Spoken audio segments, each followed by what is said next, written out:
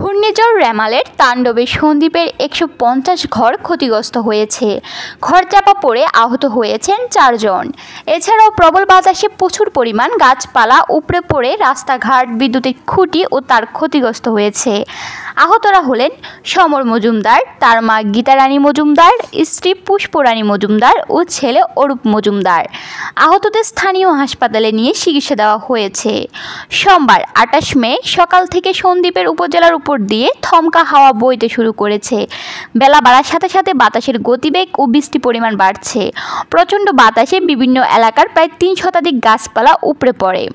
সকাল 10:30টায় গাছ উপড়ে ঘরের উপর পড়ে রহমতপুর ইউনিয়নের ৩ নম্বর ওয়ার্ডের সুখদেব মহাজন বাড়ির সমর মজুমদারের ঘরের উপর পড়ে। এতে ঘরের ভেতরে থাকা ৪ জন সদস্য ঘর চাপা পড়ে আহত হন। পরে স্থানীয়রা এসে তাদের উদ্ধার করে।